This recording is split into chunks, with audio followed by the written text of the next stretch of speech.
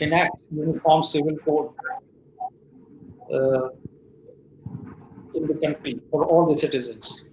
And whereas the Law Commission is of the view that it is neither necessary nor desirable at this stage. So there is a conflict, or you say that there are different opinions. The Law Commission is of the view that the Uniform Civil Code at this stage need not be enacted, whereas the Supreme Court is always directing the state government, the central government to enact the law. The next part of the lecture, I will concentrate on discrimination in personal law and human right violations. Or the personal laws, as a matter of rule, discriminates against women. So the what is the human rights of these women class that is being violated? That is the second part or second limb of the lecture.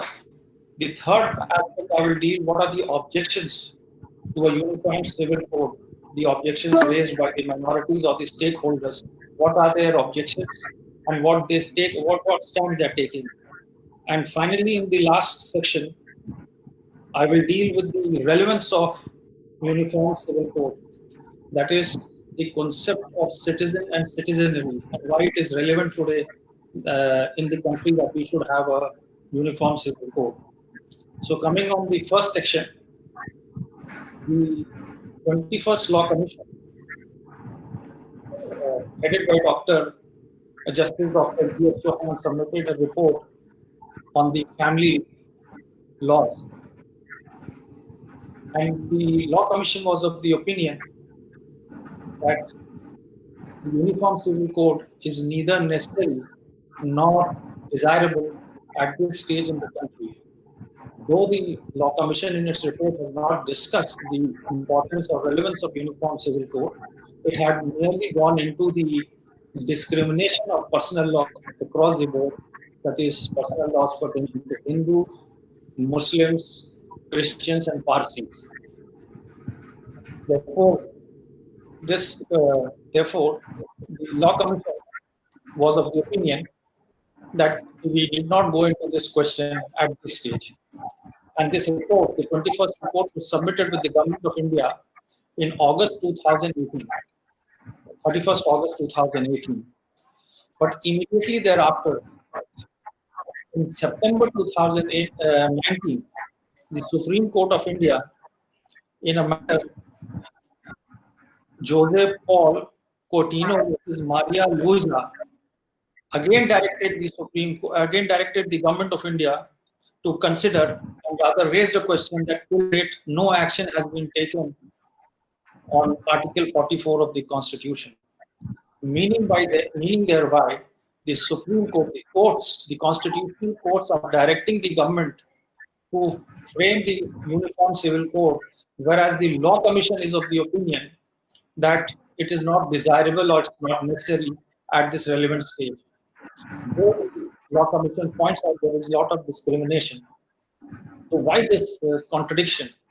Why the courts are directing that the state should enact the law, and why the Law Commission is of the opinion that it is not desirable, and rather the discrimination that is within the community and the personal laws should be removed in the first instance. See, we have to understand that we are living in 21st century, and 21st century is important, or rather it is a century of science and technology and emancipation of women. It is a century where women will be empowered, coupled and supported by technology which is growing at geometrical proportions. And in our century, in this century, if women are deprived of equality and equal treatment and dignity, which is one of the facets of human rights, and to expect that they will continue with their personal law, which is retrograde, which is regressive, and is a great impediment in the empowerment of women.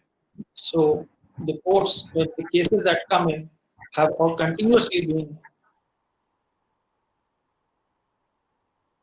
suggested a uniform code could be applied to all the citizens, especially to the women. And then you should also understand that it's just not the rights of women that is affected by these discriminatory personal law. The children are also involved. And also we have another minority community whose rights are also not discussed or considered, that is the LGBT community. So their rights also have to be considered. So it is imperative that the legislature would have to intervene if the women are to be empowered. Now, what is this discrimination in these personal laws and what are the human rights violations? See, when we are talking of uniform civil code, it pertains to family law, family code. So it is confined to a very small section or rather half of the population of the country, that is the women folk. And if I will just point out very briefly, without going into any technical jargons, the the rights of women are most or violated by all the personal law that is applicable in the country. And since the personal law violates their rights, it also violates the fundamental rights. Now, in personal law, we're dealing with what? Marriage, divorce, succession, guardianship, and adoption. Now, in marriage, if you see, the age of marriage for Hindus is prescribed 18 years and 21 years. Now, this itself is discriminatory. Why they prescribe 21 years for a boy, for a male, whereas the age of majority is 18? These are all stereotype or stereotypical biases against the women. Now, in our society, if you see, the age of majority is 18, and live-in relationship is also recognized in the country, where two adults who are 18 years can stay together. And in such a relationship, if the child is born, the child also has legal rights. It is a legitimate child. And in case the relationship breaks, the women can claim maintenance, can go to the courts, ask for maintenance, and even rights to property. So in live-in relationship, the age is 18 years, whereas for marriage, for men it is prescribed 21 years. So Law Commission suggested that this should be reduced and a uniform age should be prescribed, that is 18 years. Now, if you come to Muslim law, in Muslim law, the age is to do with the puberty. So it is either 13 years or 15 years. So at 13, 15, under the Majority Act, the lady, the woman is a minor. So here the minor gets married, and under the criminal law, a minor cannot give consent. So the relationship also is the commission of an offense of rape. So personal law protects the lady, though she is a minor. So if you hold the perspective of today's in 21st century, it is unimaginable that a 13 or 15-year girl getting married. So this discrimination is there in the religions, in the various personal laws. Similar is in the case of divorce, the grounds of divorce. The grounds of divorce under the Hindu law is prescribed, whereas under Muslim law, the grounds for men are not there. Men can take divorce on any ground they think, but for women, the grounds are prescribed. They are very limited. They can only go on those limited grounds. And apart from that, it is also very highly discriminatory. If, for instance, you take adultery is a ground for taking divorce. Now, under the Jammu Kashmir Ranbir Penal Code, the ground for adultery is available against the errant wife, and she can be prosecuted along with the paramour. Under Muslim law, there is no ground. Adultery is not a ground for divorce, and it's not a ground for divorce. And under Christian law, adultery for women, if the ground she takes adultery, then it has to be clubbed with some other ground, either it is cruelty, sodomy, or other things. And further, the Christian law provides that the lady can be compensated. That means the lady under the Christian law has been reduced to a chattel, where she can be compensated for adultery. So all these, and this law was very old law, it is of 1869. And it was only in 2001 these amendments were made and a parity was brought about, and this element of compensation and all was done away with. And In Parsi law, also, in Parsi law, if any ground of cruelty or of adultery is to be taken, then the lady has to move to the court within 2 years of the incident. After that, it gets waived. So this is the discrimination across the laws. In personal law, if you see, this is the discrimination. The laws are pitted against the women, and the woman does not have equal rights with her male counterpart. Now, if coming to adoption, in adoption also, if you see, the Muslim law does not recognize adoption. The adopted son would not have the right of a natural son as it is in the case of the Hindu law. In one of the matters, a Muslim boy applied under compassionate appointment. Compassionate appointment is appointment when the government servant dies in harness. When he dies while in service, then a member of his family can apply to the government for appointment to tide over the financial crisis. So the claim of this boy, who was an adopted son of a Muslim couple, was rejected for the reason that there is no concept of adoption in Muslim law, and the child does not have the rights of a natural son. Therefore, his claim for appointment in the government on compassionate grounds was rejected. So this is highly discriminatory. Whereas had it been a Hindu couple or adopted child or adopted son of a Hindu, he would have got a job. Whereas this boy who belongs to the Muslim community was rejected because therefore the law does not recognize adoption. So this is how it is all discriminatory. And if you see, all these laws are not uniform and they are discriminatory pitted against the women. So if you see that the distinction is that it is women being discriminated against the community, or women being discriminated against the man, and women being discriminated against women as compared to the other communities. So this is how these discrimination in personal law, and this directly affects her personal right, the human right. What is after human right? Human right, as is defined under the 1993 Act, that is the Human Rights Act, it says human right relates to life, liberty, equality, and dignity.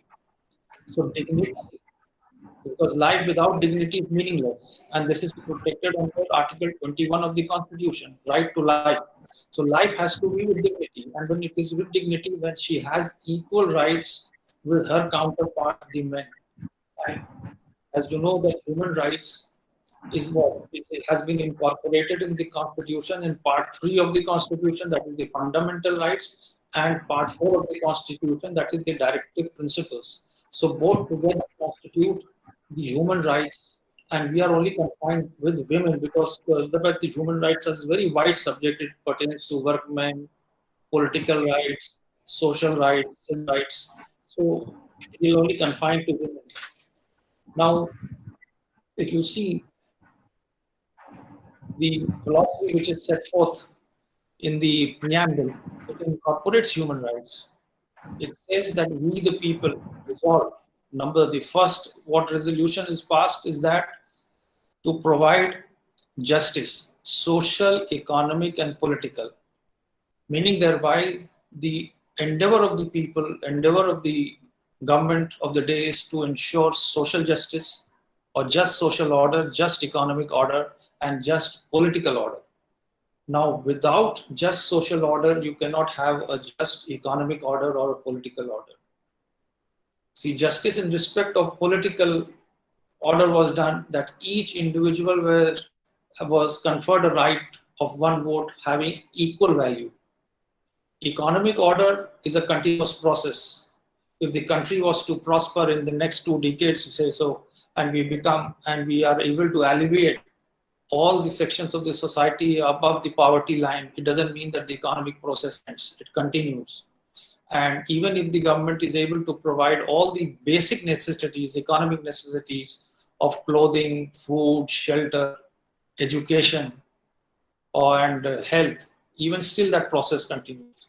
But you cannot obtain or bring about an equitable economic order without social change, without just social order. And I will say what I will discuss this. What is that just social order? Because it was discussed when the Hindu bill was presented, and this debate went on. So now on the coming to the third limb, if you see that I have just very briefly told you what are the discriminations in this personal law and how it is pitted against women. Now, what are the objections to this Uniform Civil Code?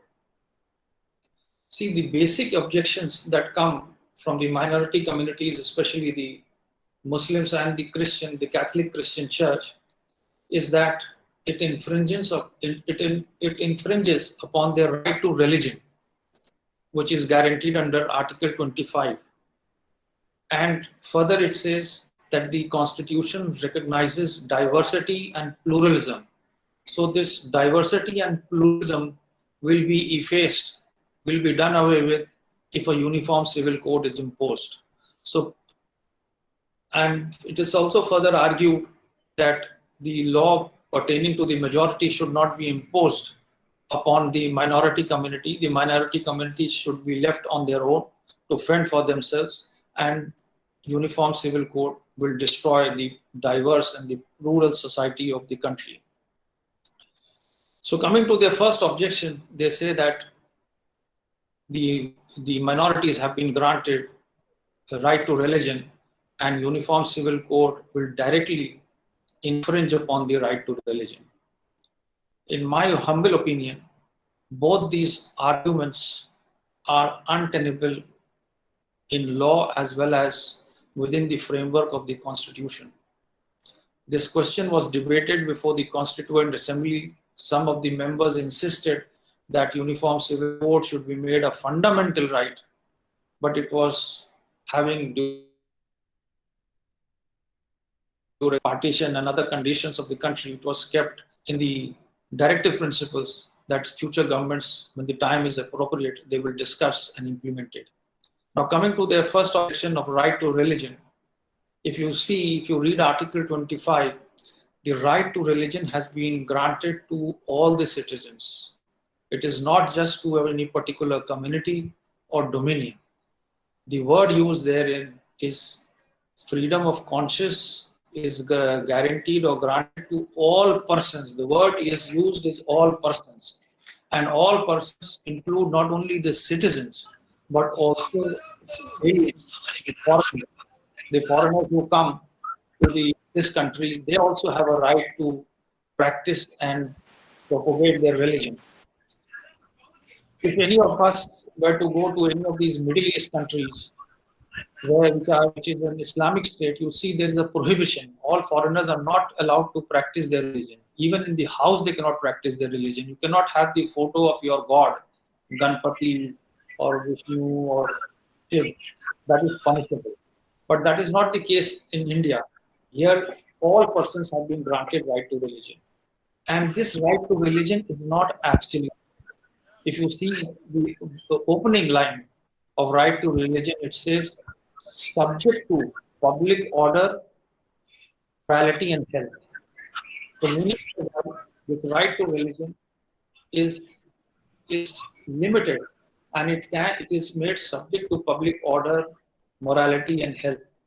And further, if you read subclause 2 of Article 25, it says that the state can regulate the secular activities of the religion, meaning thereby the state can frame laws on the secular activities of the religion. Now, what is meant by public order and secular activities? I'll give you an example.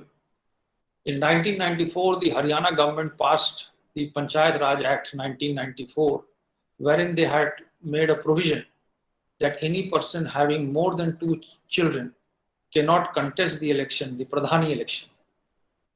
This was challenged. The title of the case is Javed versus State of Haryana. It was challenged that it infringes in the right of religion guaranteed under Article 25. The Supreme Court upheld the provision and saying that it will fall within that ambit of public order, and therefore the state could legislate, and it does not infringe upon the right of religion. Now, by right of religion, you see the Supreme Court generally takes into it divides it into two broad lines. That is, one is the spiritual space, and the other is the secular space. Anything that falls within this spiritual space, that is, which is the essential or the core principles of religion, the courts, the legislature, the executive will not interfere. But the secular aspects of the religion, the secular derivatives of religion, which includes personal law, that is the family laws, marriage, divorce, succession, inheritance, in these aspects, which are secular aspects of religion, can be regulated, can be enacted by the legislature, and laws can be framed. The one argument that is also raised by the persons who oppose a uniform civil code, they say that personal law is a part of religion. And being a part of religion, it is not a law within the meaning of Article 13 of the Constitution. Therefore, it cannot be tested on the touchstone of fundamental rights. Meaning thereby, personal law is outside the domain of fundamental rights, or you can say the human rights, because they say that this cannot be questioned in any court of law because it is not a law within the meaning of Article 13. It is true, as the law stands today, personal law is a part of religion, and it cannot be tested on the touchstone of Part 3 of the Constitution. This fact is right. But as provided in Article 25, the legislature can legislate on the secular aspects, on the family laws. See what happened in the matter of triple talaq or instant talaq. The legislature passed a law. So that being a subject of the personal law, but the legislature passed a law and made it an offense and debarred it, that it cannot be practiced anymore in the country. Then you take in the case of for the Hindus, because Hindus also have the right to religion, but the laws that were enacted, the personal law, all the 4 laws, the Hindu Marriage Act, Succession Act, Adoption Act, and Guardianship Act, if all these are clubbed, and I'll refer them as the Hindu Code, Civil Code. So the Hindu Civil Code was also enacted, and that was a part of their personal law, but the legislature could enact it. And therefore, once it is enacted, it takes it out from the domain of the personal law, from the Purohit, Sastri, Shastra, and it becomes the law governing those class of people, and the legislature can from time to time bring in amendments. So this argument that yes, it is that the legislature cannot enact on the secular aspects or derivatives of religion is not correct, and the legislature has been enacting. If it is violative of Article 25, then all the personal law enacted for the Hindus also is violative of Article 25. But that is not the case, because Article 25 is not absolute, and the state can act and has been passing these acts. And then apart from that, the other argument, they say that the minorities in the country will be effaced or the diversity will be destroyed. This is also not acceptable for the simple reason, you see, the Hindu Civil Code is in force for the past 65 years. And the Hindus, within the definition of Hindus, there are 3 minorities included there: the Buddhists, the Sikhs, and the Jains. If you take Jains as being Hindus, but at least 2 minorities are there, the Sikhs and the Buddhists.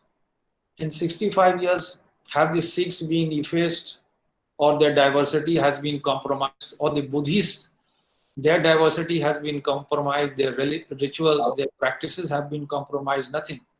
Only thing in the case of marriage, if the age of marriage, the grounds of divorce, adoption, guardianship, that has only been codified and enacted, and does not affect their religious practice. So the argument of the minority community, especially the Muslims and the Catholic Christian, that their right will be affected, the diversity will vanish or will be compromised, is an incorrect assessment, because we have seen the Sikhs continue to practice their religion without being affected by a law. And if all these communities are clubbed, that is Hindus, Sikhs, Buddhists, and Jains. So almost 84% of the population is having a uniform civil code in the form of the Hindu civil code. Only a small percentage, say 16 or 17% of the population has been left out.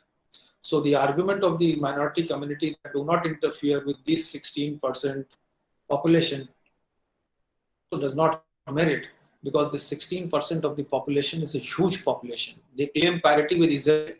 They say that in Israel, there also 15% is Mohammedan population, and the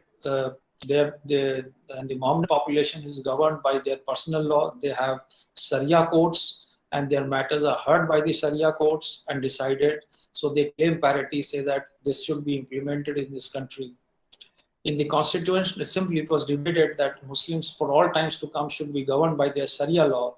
This was rejected by Dr. Ambedkar. He said, you don't know what the future generations may ask, and you cannot bind the future generation by putting in the Constitution that in future or all times to come, you will be governed by Sharia law. Then apart from that, the Israeli model will not apply in our country for the simple reason that the population of Israelis is less than a crore. They are all approximately 80 lakhs. And here, in a population of 1.3 billion, almost 25 crores or 26 crores are the minority community. And that is a huge number. And such a huge number cannot be left, or the women, 50% of them are women, say 12 crores or 13 crores are women. They cannot be left to be dependent upon the regressive personal laws, because it is an impediment on their emancipation, development in the secular space, and it affects and grossly affects their rights, the human rights.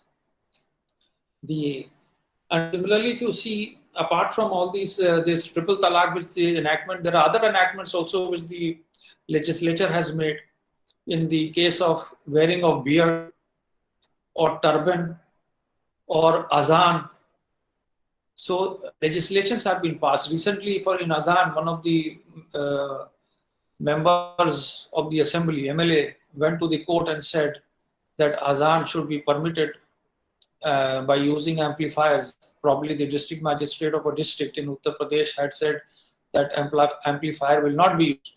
So he went to the court saying that it affects my religious practice. The court rejected it. The court said that azan may be an integral or maybe an essential element of Islam, but use of amplifiers can be regulated by the law, and that the district magistrate had accordingly passed an order regulating it.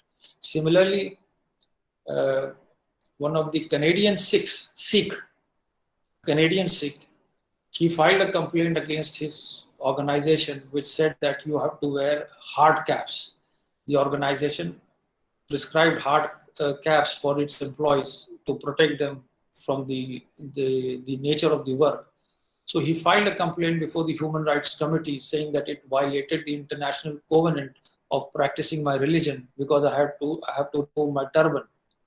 The committee rejected the objection, saying that it was uniformly applied to all the sections of the government, and therefore it cannot be said that it violates your right to practice religion. So meaning thereby the secular aspects of religion which does not encroach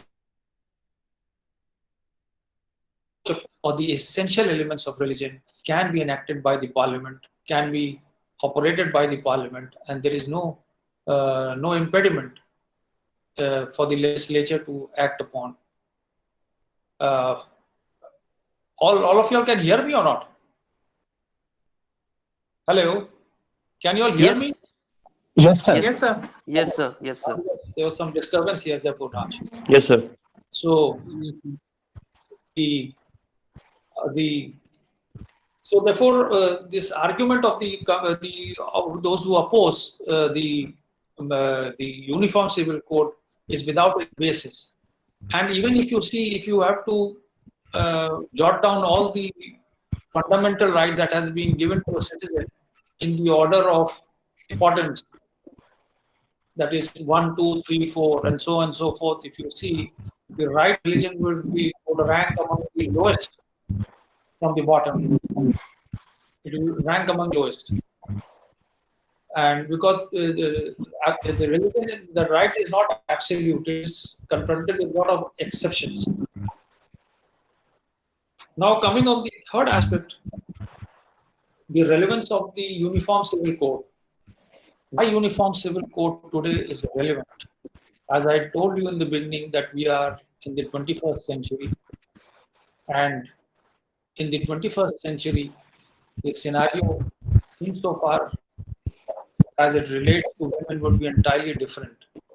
She will be absolutely in control of herself, and with economic empowerment,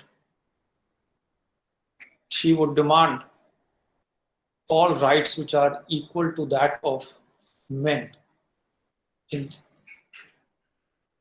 to understand the relevance of the Uniform Civil Code, it would be important, or rather it is pertinent, I should take you in the history of enactment of the Hindu Civil Code, because that will throw some light as to why Uniform Civil Code today is important. And I told you earlier that Hindu Civil Code covers almost 80 or 82% of the population. So the remaining 15% is left out. The codification of laws in the country commenced in 1834 with the constitution of the first Law Commission under the colonial power. And before independence, we had 4 law commissions, right from 1834 to 1879. And the reference made to the law commission was that they would enact laws, civil and criminal, based on English law, but adaptable to the Indian conditions.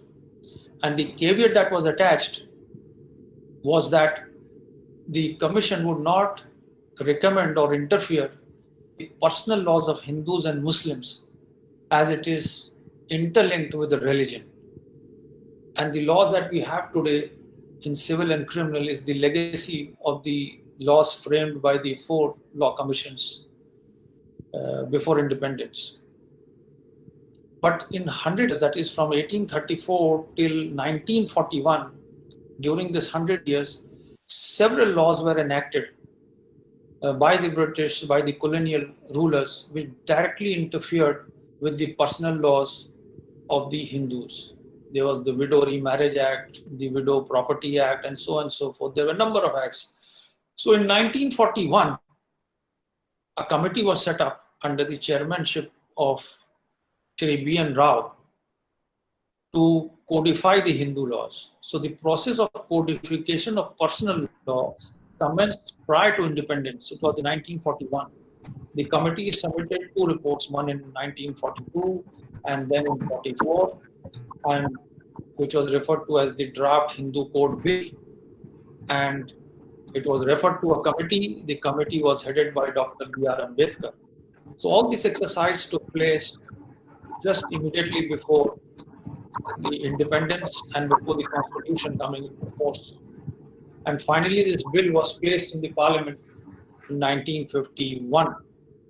50 or 51 it was placed, and it was like a bombshell, and it was opposed tooth and nail, both from within the Congress and from outside the Congress.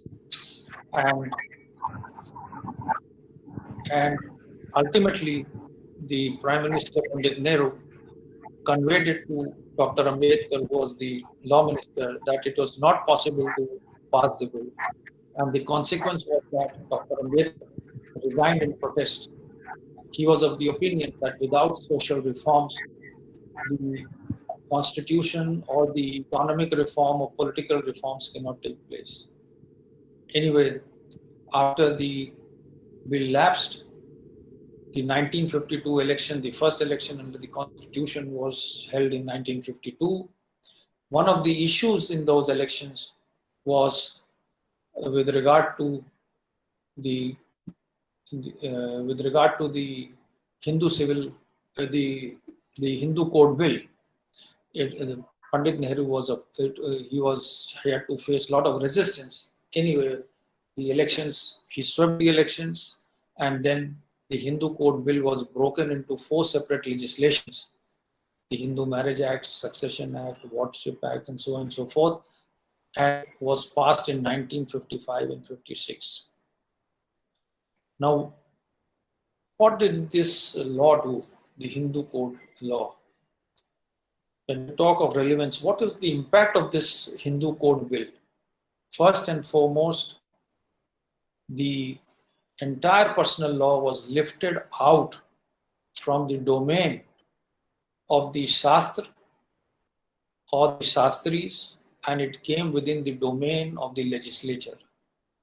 And all these arguments that is being raised today was also raised in 1950 and 51, that it is communal, it is against the Hindu community, it affects their right to religion, it interferes in their religious texts. All these arguments which is being raised today was also raised there.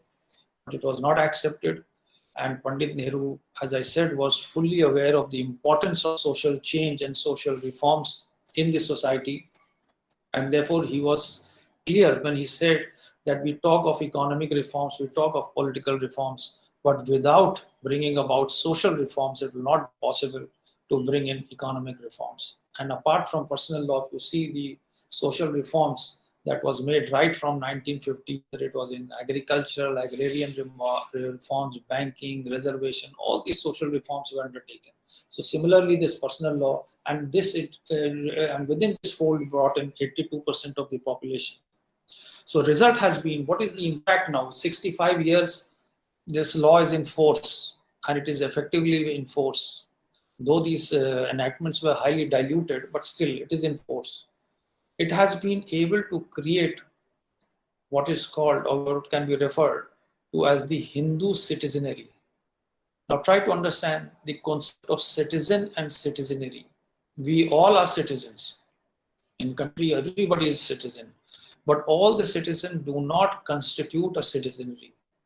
To constitute a citizenry, each citizen should be able to interact with each other, a common platform at an equal level. So, two Hindus are not alike. They can have different books, different texts, different gods, different gurus. But with the enactment of the Hindu Civil Code, it created a citizenry on a common platform, on a common law in the secular space, as far as marriage, divorce, and adoption, property, succession goes. Every Hindu in the country was on a common platform. They could interact common platform. And despite there being divisions in the society on the line of caste, creed, sex, and everything is there, but this law, which created a platform and was instrumental in creating this citizenry. Because under the Shastras, you know, some of the Hindus are said to have been born from the head or mouth of the god, and some from the foot of the god. But this law brought them on a platform where those persons born from the foot of God can also marry the person who were born from the head of the god. And some of the statistics show that all scheduled caste women who are either enrolled in for PhD course or have done their PhD course, almost 90% get married to upper caste Hindus. So, and had this law not been there, had this uniform or the uniform Hindu civil code not been there, this would not have been possible. So this, by bringing the Hindu Code Bill or Hindu Civil Code and enacting it in 1955 and 56, so we have been able to create a citizenry based on common platform where the citizens can interact. Therefore, all these khap panchayats and all these, they have tried to attempt to stall the intermingling of the population, but they have failed. And in the 21st century, I think this will go much, much ahead and will facilitate strengthening the citizenry. Therefore, the Supreme Court, time and again, when it says that why this Article 44 is not being implemented, the reason is of creating the citizenry based on the concept of equality, that every citizen, in particular the women folk, should be treated equally with dignity. There has to be gender justice and equality in inheritance, equality in grounds of divorce, equality in adoption and in guardianship. But the father is the legal guardianship or the natural guardian and the mother is not. So why this discrimination today? So all these things should be brought on platform. And also when we in our times when we talk, we have legalized live-in relationship. Then there is the concept of surrogacy babies. So everybody's rights are involved, and there has to be on equality. Other if it is not on equality, it is very difficult to achieve the other goals or the other constitutional goals. So this citizenry, this Hindu civil code created this citizenry. So if we have, and therefore, if we enact the uniform civil code, this would create a citizenry. And why we say, if I go by my court's experience, today you see the society has dramatically changed. How it has changed? Today we see a large number of couples of inter-religious marriages coming to the court to seek protection. At least 10 to 12 cases per day of inter-religion marriage is being filed in the court. And the functioning of the court in a year is for 210 days. So almost 2,500 or 2,600 couples of Hindu-Muslim marriage come to the court. The distinction is that 3 decades back, hardly 1 or 2 couples came with this interreligious couple came. And the scene in the court used to be violent. There were a number of people from both the sides opposing. But today, nobody comes to the court except the couple. Hardly 1 or 2 cases there is opposition. Meaning thereby, these interreligious marriages have dramatically increased in society. It is acceptable in society. The educated youth are freely making choices of their partner, irrespective of religion, caste, and creed. And the other problem that we see, coupled with this interreligious marriages, that in all these marriages, the woman has to compulsorily convert to the religion of the partner. And in practice, those who are all educated women, they are all educated. Either they were students of MBA, post-graduation, PhD, or less educated. But in most of the cases, in actual practice, for the purposes of marriage, they convert, they accept either Hinduism or Islam, as the case may be. But when it comes to practice, they practice their own faith. That a Hindu continues to remain a Hindu while practicing her religion, and the Muslim woman continues to remain a Muslim. Now, this compulsion of marriage, or compulsion of the lady converting to others' religion in the case of marriage, is also a violation of the human rights. Because under the human right, the UN, the Universal Declaration, there's also a right to religion. And here you see the lady is compelled to convert. And why she is compelled? Why can't we have that she continues to have a religion after marriage? Of course, this is there because there's those who oppose UCC or the Uniform Civil Code. They say that you can go and these interreligious marriage can be registered under the Special Marriage Act. But Special Marriage Act, the formalities prescribed therein is rather an impediment to interreligious marriage rather than encouraging interreligious marriage. Under the Special Marriage Act, you have to give 30 days notice, then it is notified on the notice board. Objections are invited from the public. Then you need 3 witnesses, affidavits have to be filed, and so on and so forth. So the paraphernalia is too huge and wide, and it goes over 3 months. And the resultant effect is these couples, they either go visit the Qazi or the Arya Samajist. and get their marriage registered there, or the lady converts, that Sheila becomes Shabnam and Shabnam becomes Sheila, and the Kaji will register and issue a certificate. And whereas if you go to an Arya Samajist, he will also register the marriage and issue a certificate. Both the marriages are valid. Under the Arya Samaj, there is an Arya Samaj Act which is of 1937. All marriages performed by these Arya Samajis are lawful and legal. Therefore, to escape this harassment which they have to face under the Special Marriage Act, these couples are compelled to visit these Qazis or the Arya Samajis, and they have to record that they have converted and accepted the religion, either Islam or Hinduism, and they get themselves registered. Both the marriages are valid, but there is a compulsion of conversion. So the effect is that in a 21st century, asking a lady, an educated lady, that just because you have to marry a person, for that you have to convert, is, I think, gross violation of our human right and her fundamental right. Anyway, she has a right to convert, but here the conversion is not voluntarily, it is a compulsion. I may not say that there is any coercion or force, but a compulsion, because it becomes an impediment in marrying the person of her choice. There is a transformation of the heart towards the partner, but the transformation doesn't come within for the religion. So these are two different concepts. And in our times, in 21st century, I think the Uniform Civil Code can address this issue by enacting a law that is liberal, that is forward-looking, and that does not compel a lady to convert out of compulsion. And if you see in contradiction, we have anti-conversion law in all the states. If anybody wants to convert to any other religion, then he has to make an application, take the permission of the district authorities. And the district authorities will conduct an inquiry as to whether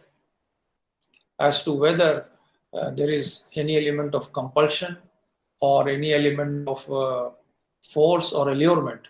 But if it is a marriage, and if she's in a marriage, she says that I am marrying this man and therefore I have converted, then all these permission need not be required. But so if you see, conversions are taking place, which is by way of compulsion and not by change of heart. So this also requires, and this will be remedied only after enacting the Uniform Civil Code. Now, in conclusion, the question that arises as to why the Law Commission in India says that it is not necessary and desirable at this stage to enact the Uniform Civil Code. And whereas Supreme Court repeatedly for the past 4 decades have been continuously asking the government, the state, to enact a law. The reason could be, which might have occurred with the Law Commission, is that there is still massive illiteracy amongst women. Women are being educated and have come in all fields. They are scientists, they are engineers, they are in the armed forces, they are in the commission ranks. And in the state, if you see, our state is a backward state, but still in the subordinate judicial services, more than 50% selections are of women. And these selections are continuing for the past 3-4 years. And this is an all India phenomena. Even in states like Punjab, Haryana, Rajasthan, 50% women are being appointed as judges, and they're coming. And to expect these 50% judges that you have to convert or you have to change just because you're selecting a partner, or that you cannot inherit the property equal to that of your brother, the educated women are not prepared to accept it. And when in a country like ours, we have enacted laws where we have permitted live-in relationship, surrogacy babies. But how many live-in relationships are there in the country? It must be a tip of the iceberg, hardly a handful. But a law is there. So why these personal laws should be an impediment in the empowerment of women, and the modern women of the 21st century who are highly educated are coming in all the fields. But still, we cannot ignore the fact that there is massive illiteracy, and in the minority community, especially the Muslims, maybe 70-80% are illiterate. They are not aware of their rights. So having regard to the fact, even the marginalized sections among the Hindus are illiterate, and therefore there are child marriages, women do not know their rights. So in these circumstances, we can adopt the suggestion of Dr. Ambedkar, which he suggested that uniform civil code can be enacted, but it should be made voluntary in the first instance. That is, this would serve two purposes. It would serve the first purpose that it would serve, that it would take the personal law out of the domain of the church or the scriptures, the muftis and mullahs, and it would come within the domain of the legislature. The legislature would be able to enact the law, and to begin with, it should be made voluntary. All those citizens who want to accept may accept. And I'm of the opinion that in the next 3 decades, by 2050, 2/3 of the country would become urbanized, and there will be much more mobility, education, empowerment of the women, and women across the board, across religions would accept the uniform civil code instead of their personal law, provided the legislature enacts a law which is liberal, which is progressive, and takes within, and based on the concept of equality, equality in succession, inheritance, in guardianship, respect of property, and also takes within it folds the rights of the other minority like the LGBT community, because their rights will also come forward. So all these things have to be taken care of.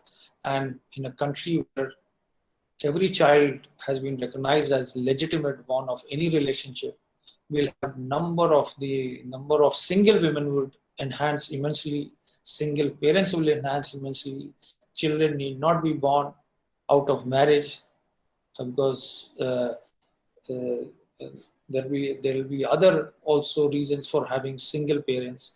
So this uniform civil code will have to address all these issues, and if it is able to address all these issues, in my opinion, the citizens, or rather the women, will voluntarily start accepting it. So, and it's not also it should be also understood that in the state of Goa, Puducherry, we have these uniform civil code. It was imposed or enacted by the colonial rulers, Portuguese. They brought in their law, French brought in their law, and uniform civil code ultimately would lead to integration, because it would create a national citizenry based on common law, where the citizens can interact with each other on equal terms in respect of the family law pertaining to divorce, succession, inheritance, and that would in the long run create that. So in my opinion, having regard and balancing the whole thing, the legislature should enact, bring it out of the fold of the religion and religious laws, and make it voluntary, and maybe after 3 decades or 4 decades, which is hardly any time in a nation's growth, it can become compulsory later on. Thank you very much, and I would like to again thank the foundation members for inviting me, and I hope my talk will give you some insight and agitate your mind to ponder and think over the subject. Thank you very much. Jai Hind. Jai Hind, sir. Thank you so much. Thank you, sir. Sir, can please mute everybody. Please mute yourself. अपने volume को बंद रखिए, please. So can we, if you are interested, sir?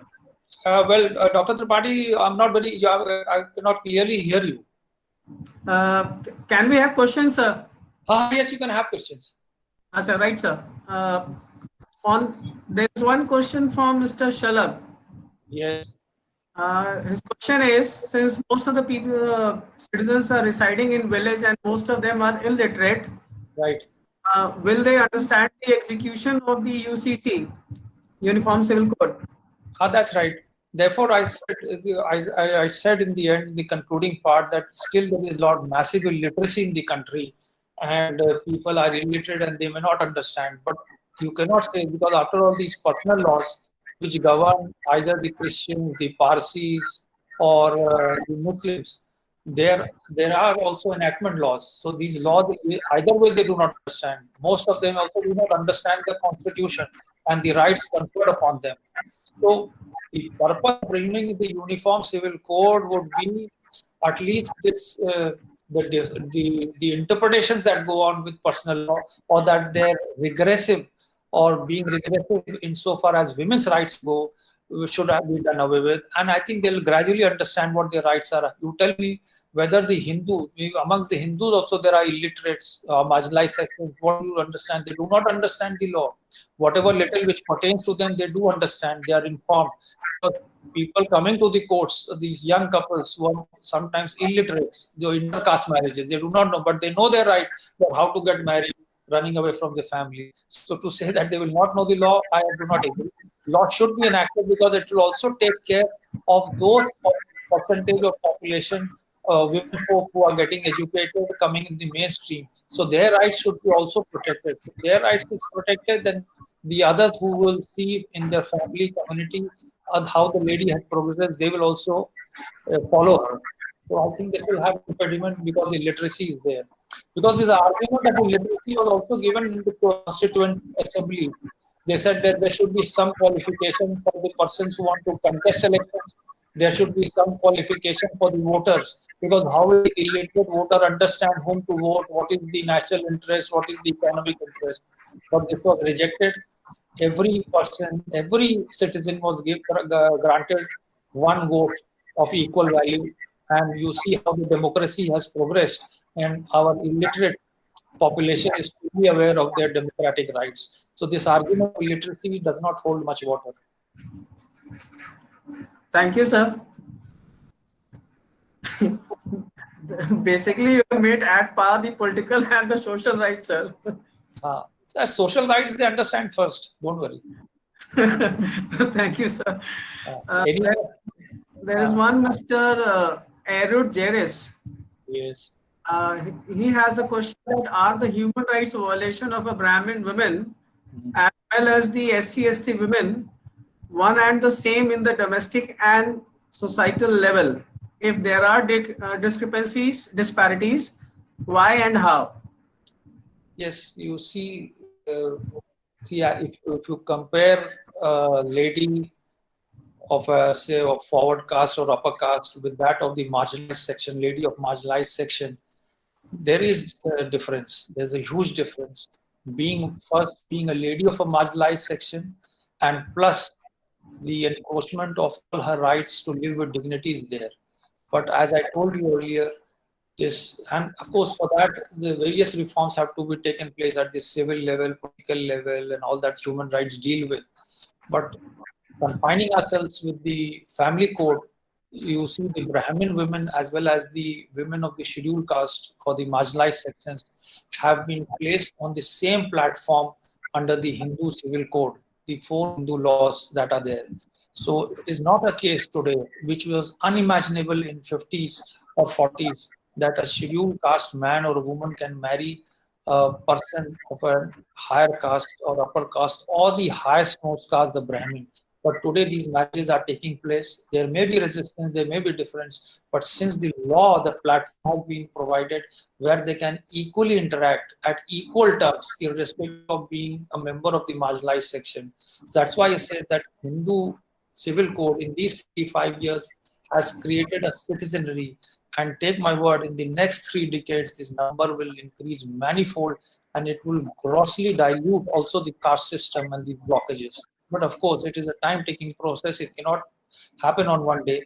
But this was started in 1955. That was the vision of Dr. Ambedkar, to transform this society, and it is taking fruits. And therefore, this 15% of the population which is left out also should be integrated into that by bringing them also on the common platform with equal rights, so that they can equally interact with others.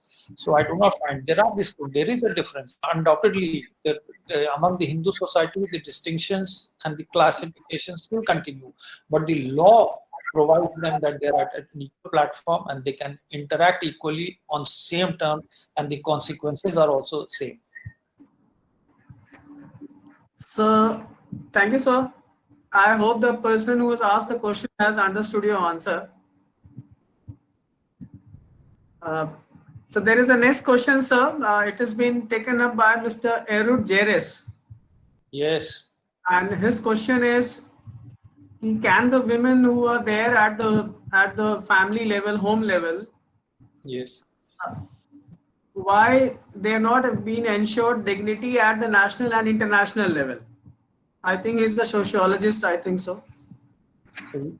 So this question of citizen and citizenry arises from sociology. This is what the sociologists suggest, that to create a citizenry, the citizen should be able to interact at a common level. There should be some commonality between them so that they can interact on equal terms.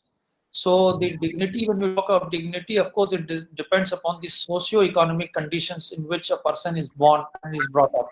Only emancipating factor is equal education, compulsory equal education of an optimum level, ensuring health and clothing, that roti kapda makan, and health and insurance is added, that will bring. That comes out gradually. It cannot come up by mere legislation on one day.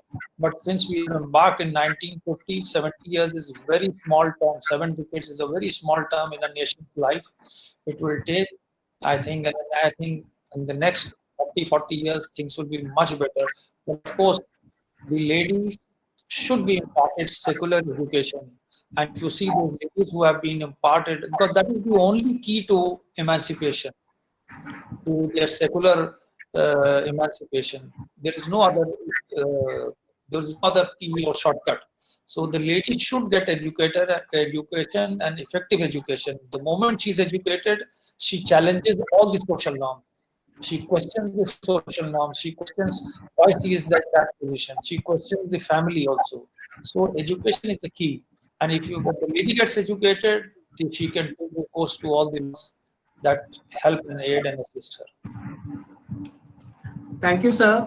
There is one female student of law. She is asking a question that, as in Goa, Uniform Civil Code is applicable. Does it mean that the personal law of minorities are not applicable there? See, the Uniform Civil Code that applicable, that was implemented sometime in 1894 or so by the Portuguese. And there are a lot of shortcomings in that, the Uniform Civil Code. And especially, and a commission was also a law commission, the State Law Commission headed by Mr. Khalaf, if I rightly remember. And he suggested a number of, law is a continuous process. As the society transforms, the law has to transform. I gave you examples of live-in relationships, surrogacy, mothers, single parents. Could we imagine those people who belong to my generation or my father's generation, could they imagine that within 50 years, all these things will come into forelight and all these things will be recognized as a legal forum? So when we talk of a family code, this has got nothing to do with majority or minority. As I gave you that example, that woman, boy was not allowed appointment because adoption was not recognized under his personal law. So he was disadvantaged. So this has got nothing to do with any minority or majority or their rights. Rather, it makes women at par equal to men, and they have the same rights. If the man has a right to divorce, the lady should have the right to divorce on the same grounds. If a man can be the natural guardian, the woman should also be the natural guardian. If the man can succeed in property, the lady should also have the equal share in that property. Because see, today, the educated people are hardly having one child or two child, not more than that. They can be both daughters, and you deprive them the right to property, ancestral property, agricultural property. We cannot have an egalitarian society, and the social system will collapse. And then you see recently the President of India as well as the Prime Minister are talking of population control. So maybe a legislation may enact a law tomorrow that a family or a couple cannot have more than 2 children. But if you do not bring in laws which are equal and treat women equally, this will have very serious consequences. It will lead to female feticide, because every couple would like to have a male child. Therefore, women, immediately this Uniform Civil Code should be enacted and all women should be placed on the same pedestal, having equal rights, equal every term, equal. Otherwise, it is against the dignity. Personal laws grossly discriminate against women, and it is against their dignity and justice. They should be implemented today, but tomorrow everything will become okay. But their laws should have been enacted so that it comes across. So there is one question by Mr. Shashank Shukla, who is a law student, Yes. and this I perceive as some of the common questions which are arising. I'm reframing in my words that since political parties are based on different ideologies and political commitments, Right. how can a consensus be evolved to enact a law on a uniform civil code? See, in all these matters, we had also seen in Triple Talaq, we had also seen in this Babri Masjid and Ram Masjid, all these issues. These are all emotive issues. But these are, this Uniform Civil Code or Family Code, as I said, is a constitutional issue. It has been incorporated in the directive principles commanding the state or the future governments to enact it. And the political ideology has nothing to do with all constitutional issues. And yes, in such matters, there has to be consultation with the stakeholders. But as far as consensus goes in these matters, consensus can never happen. So consultation, yes. Consensus, no. And after consultation, the legislature can enact it. So the different ideologies will have no bearing on this. And we can wait for consensus. Consultation, of course, yes. Right sir मैं बाकी जितने लोग अभी members हैं 70 plus, जो अभी आप में से जो भी सवाल पूछना चाहते हैं, आप अपना वीडियो ऑन करके प्लीज हाथ उठा दें तो मैं सर से मैं क्वेश्चन पूछ लूं.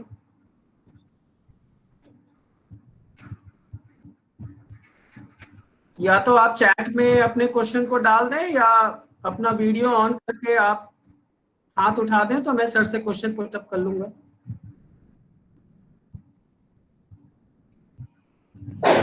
Hello, sir. हाँ mister Vishnu Karlaiah, please. Good morning, sir. My question is, sir, is this right time to bring uniform civil code in India, or is it necessary because we already have so many personal laws? See, of course, it is the right time. I gave you so much examples. You see, if 21st century is not the right time, then when is the right time? And why should this difference between women and women across the community be continued? Women is class in themselves, and they constitute almost 50% of the population. And why some of the women should be discriminated against? Every woman should have equal rights, and therefore, and this can only be brought about by the legislature. It cannot be done by the under the personal law or under the religious law. Religious law is highly regressive. It is regressive. It is pitted against the women, against children, and in a patriarchal society, men have an upper hand. So the women should be brought out of it. And all educated women are not prepared to accept it. They are compelled. Even if you see in Shah Bano case, that lady was asking for maintenance, which she was not entitled. A Muslim, can you imagine, a Muslim lady will not get maintenance under the religious laws, under the personal laws. And what was the maintenance? The maintenance that was awarded was less than 200 rupees, some 150 or 60 rupees. And for that, the entire community was fighting. And ultimately, so much pressure was mounted upon her. Even after winning the case, she said, I forgo the maintenance. And she was certified as being a true Muslim. So in this country, you be a Muslim, be a Hindu, be a Sikh, and be a Parsi. But why your rights should be inferior to that of men? So equality, the equal law should be enacted.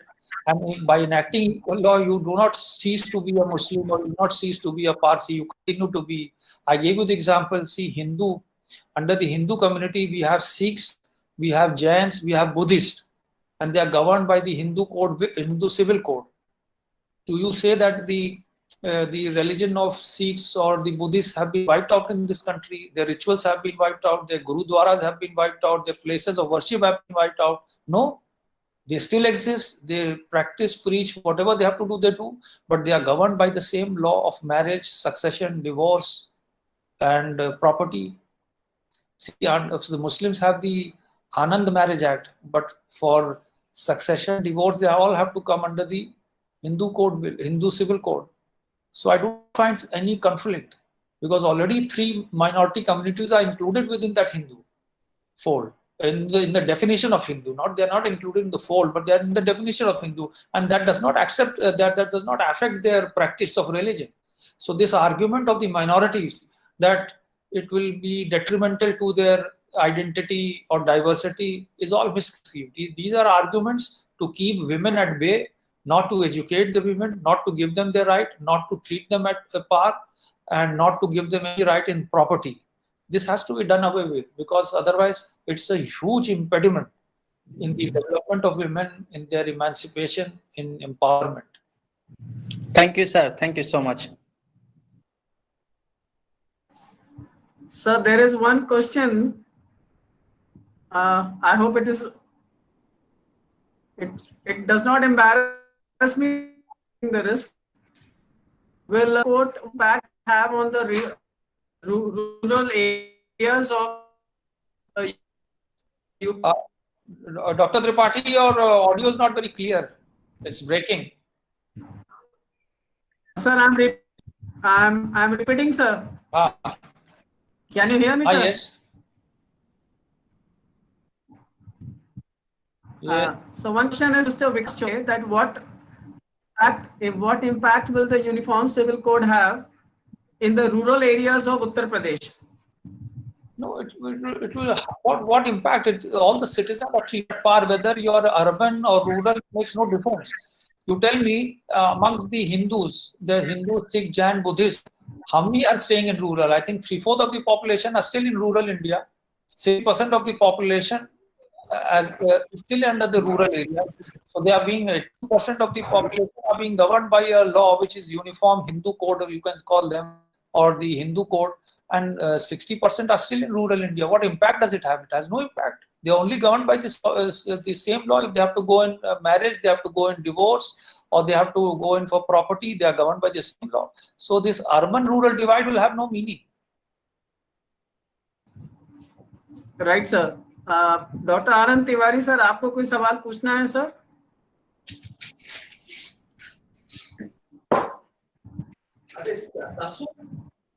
सृष्टि, आप अपना volume unmute कर ले, Tiwari sir.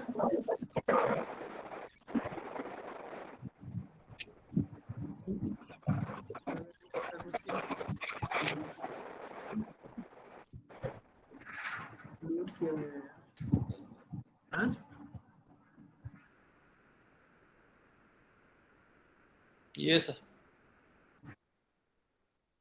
Yes, Dr. Tripathi.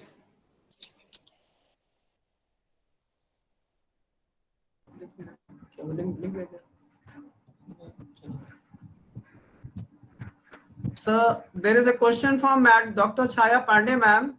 Can you hear me, sir? Yes. The question from Dr. Chaya Pandey, in post-modernity fragmentation and plurality tool, how unity of a civil code is possible, or can it be reconsidered? Dr. Tripathi, I'm not clear because your voice is breaking. Could you repeat it, please? Sir, I'm repeating. Yes, sir. Please, sir. This is a question, Chaya Pandey, ma'am. Can you hear me, sir? Yes. In post-modernity fragmentation and plurality is the rule, how universality of civil code, and can that be reconciled? That's right. The plurality and diversity has been accepted. Also in sustainable growth and development, we accept different models of economic growth. But also in sociology, this diversity is accepted. I have been giving you examples of this Hindu code bill has this code will remove the diversity among the Hindus? No two Hindus are alike. He can have his own shastras, he can have his own gods, he can have his own mode of prayer, and also he can have his own gurus, even designer gurus. So this diversity is not effaced. It only gives a platform. It just provides a platform where citizens can interact among themselves on equal terms. Their acts and omissions have equal consequences. This has got nothing to do away with diversity. It never asks anybody that you have to dress up in this code, you don't have to wear this, or you don't have to do this, or your rituals will go away, nothing. Among the Catholic Christians, they say that God is the third party to the marriage. It is a sacrament. That will continue. That will have no difference. See, in Hindu law, the Sikhs are there, the Buddhists are there. Their mode of marriage or their rituals of marriage is entirely different. But that doesn't mean that diversity has been effaced or it has been done away. The pluralism is not there. The pluralism is there. Only thing is that the women folk as a class should have equal rights and should be placed at the same pedestal. And still that diversity and pluralism will be maintained and will be continued. Nothing will be wiped off. Only thing is that they will be given more, they will be treated with dignity and equality.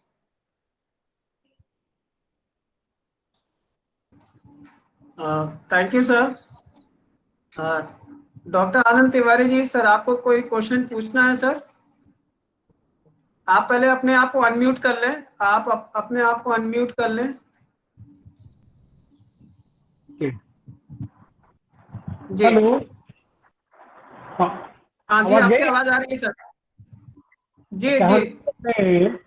कि हमारे हिंदुस्तान में, भारत में बहुत बड़ी आबादी गाँव में बसती है.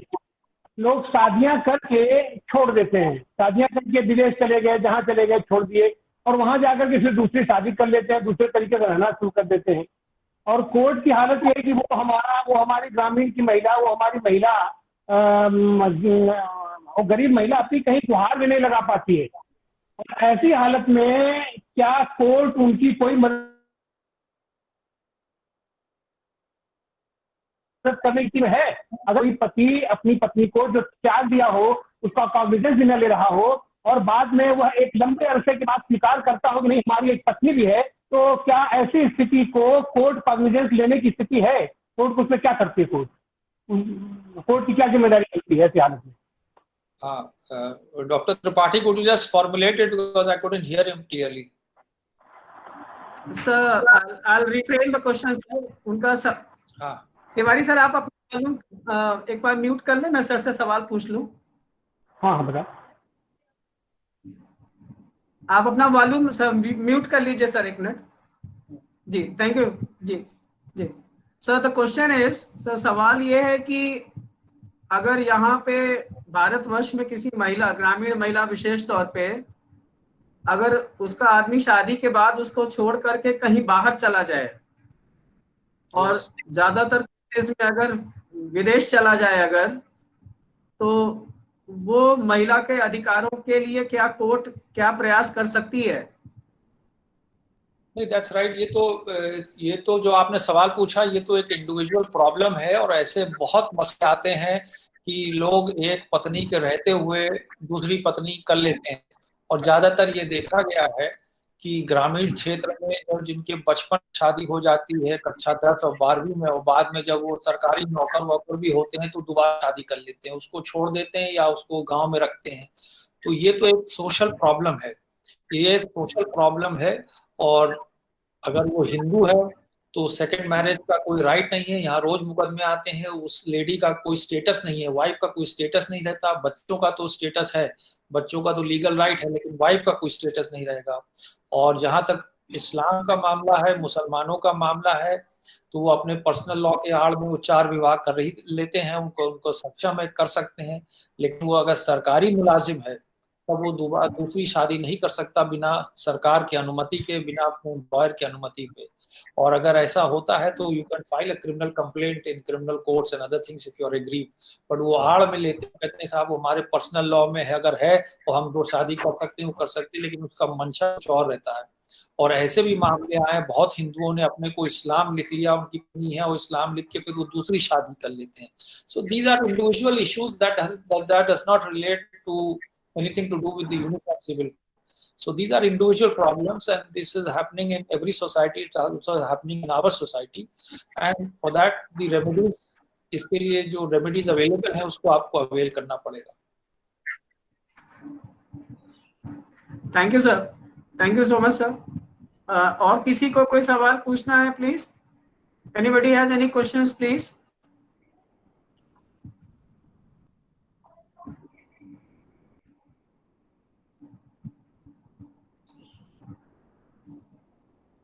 I think sir, there are I have not taken sir 5 or 6 questions because you have already answered them, although it has been asked by different persons. But there is one thing which, just for your knowledge sir, I have to inform you. So can you hear me sir? Yes. So today the participants were more than 100. Right. And we are happy to inform you that today approximately more than participants from more than 15 states, they have participated in your lecture, sir. Right. Thank you. So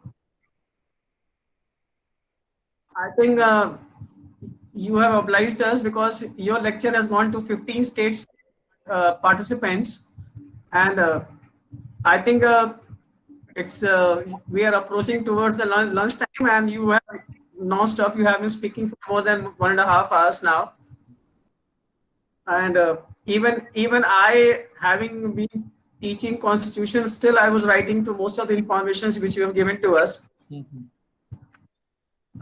Sir, I personally, on behalf of the foundation, I thank you so much to your. I knew that my purpose will be achieved when I invite you, and I thank you so much for giving us so much of your time. And if you kindly permit us, we will be having we will take the pleasure in disturbing you every and now when you feel free, sir. Right. Okay, thank you very much. And, thank you so much, sir. Thank you for. Thank you so much. Thank you to all the members of the foundation. Thank you to the audience, all those people who have interacted. Thank you very much. Jai Hind. Namaskar. Thank you, sir. Jai Hind, sir. Jai Hind.